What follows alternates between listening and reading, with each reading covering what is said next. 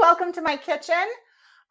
Most of you know I am a summer girly, but there are a few things about fall that I do really love. One is soup. When it gets chilly and a little, frigid in the air and the leaves are falling, I like curling up with a nice warm, hearty soup for the fall. And then I also love pumpkin. I think of pumpkin though more as a savory flavor and not so much a sweet flavor. I will never eat pumpkin with marshmallows and brown sugar and all that. And if you love that, I'm happy for you. It's just not really my thing. So we're going to use pumpkin today in a savory way and make a pumpkin turkey chili, which is going to be perfect for those fall gatherings, or maybe you want something different for Thanksgiving even. So this would be great. So I'm so excited to have you here following along with me, and we're going to make this and it's going to be delicious. So I already browned our lean ground turkey, and it's draining right now in the sink. So we're going to start with a big soup pot. This is my favorite chili pot. This is the one I use. We're going to put about 2 tablespoons of olive oil in there. And then we are going to add, I have already diced up about 2 stalks of celery and about 3 medium-sized carrots, real small. And we're going to start that in there. Got the oil hot. Hear that nice little sizzle. So give it a little stir. Celery is a great aromatic, gives things great flavor. I'm not a celery fan on its own, but I love it in different dishes and stuff. And then carrots are always delicious. They're so good for you, the vitamin K, carotene. So, all right. All right, so we are sauteing the carrots and the celery in the olive oil just for a few minutes. And then we're going to add in 3 to 5 cloves of garlic. I have 5, maybe 6, because I love garlic. And I have 2 sweet bell peppers, a red and a yellow. If you want to add onion too, that would be fantastic. We don't use onion in this house. My husband's allergic, and I like to cook things he can eat. I try not to poison him. So we're just going to dump in the garlic and the sweet peppers. Give it a nice stir. He actually prefers I don't poison him either. Oh my gosh, you guys, this smells amazing. And it's so pretty. Can you see that color in that pot? So we're just going to let that saute a little bit.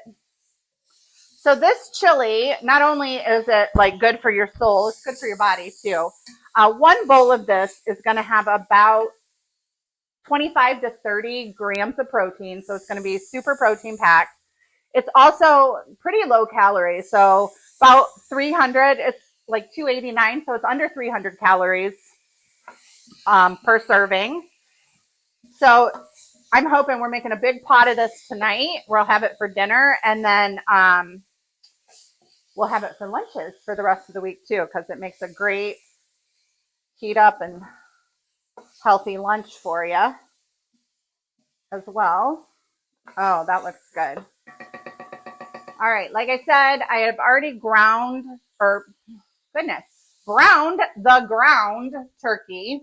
I used the 87% lean ground turkey. And then if you use something a little healthier and you want it more low fat, then you can rinse.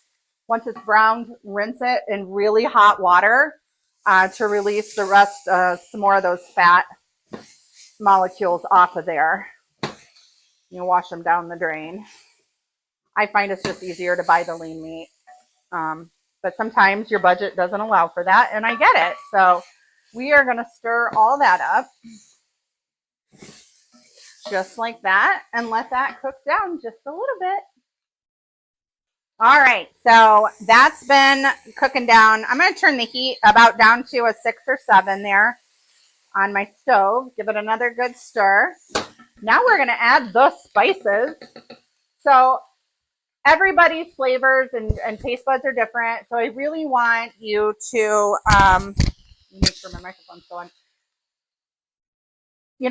Add to it If you don't like any of these things I'm adding, pick something else, whatever your favorite flavors are. And so obviously we're going to start with salt and pepper. I like the pink Himalayan salt. So we're going to add a nice, probably a teaspoon and a half to start. Also, always taste your food as you go, so you know if you want more or less before you serve it to your guests. We're going to do a nice sprinkling of pepper. All right, so that's like the basics. Then we're going to do about a tablespoon of chili powder. Or a little more. Smoked paprika. I really like the smoked kind. It gives it another flavor depth. So we're going to do about a teaspoon of that. Ground cumin. I'm going to do about maybe half a teaspoon of cumin. Cumin has a really earthy flavor, so it pairs really well with the pumpkin. And then thyme leaves. Probably about a teaspoon of these. You could do fresh thyme too, but I already dried all mine from my garden, so it's what I have. So we're adding those. Yeah, probably around a teaspoon there. And then for a little surprise flavor, I'm going to do just about a quarter to a half a teaspoon of cinnamon. The cinnamon's a great fall flavor, and it pairs really nice with the pumpkin. So again, we had salt, pepper, cumin, paprika, chili powder, thyme, and cinnamon. Like I said, do more or less of any of those. If you don't like the flavor of cinnamon, don't put it in there. Give that a good stir. Don't put your spices away though. We're going to leave them all right here so we remember what we used. And also that when we taste it in a little while, we'll know if we want to add more of something, and it'll be right there handy. So, all right. So we're going to pour in about 2.5 cups of chicken stock. You can buy the chicken broth. I make my own chicken stock a lot. So if you have some at home that you made, that'll just add more nutrients to your chili. We're going to give that another great stir. I did use 2 pounds of ground turkey because, like I said, I wanted to make a big batch of this. So I might need a little more broth here. We'll see, because it's looking pretty thick at the moment. All right. So we got 2 pounds of turkey in there with all the veggies and the spices. I have 2 cans of cannellini beans, or cannellini. I don't know how you pronounce it. But anyways, these. You can also use Great Northern beans. I like the organic ones because the ingredients are beans and water and a little bit of salt. And we're going to dump those in. So 2 cans of the beans. Pepper, always, oh, excuse me, makes me sneeze. So we get the beans all stirred in. We're going to let that sit for just a minute. Okay, so we've let that simmer a little bit. I think I am going to add a little more chicken broth. I like my chili a little more brothy and not so thick, but I don't want it like runny either. So you just got to eyeball that sometimes. Stir that up, and then we get to add the fun stuff. Well, just more, all of it's fun stuff, but this is so good. So we're going to add 1 can of unsweetened plain pumpkin puree. It's super easy to make your own pumpkin puree. We're having some plumbing issues right now, and I'm trying not to make a ton of dishes. So I'm using the canned pumpkin. Ingredients, again, organic pumpkin. That's it. So you're going to want to watch that salt content. Make sure anything you add doesn't have any added sugars to just so we can keep this in the healthy dinner, healthy lunch range here.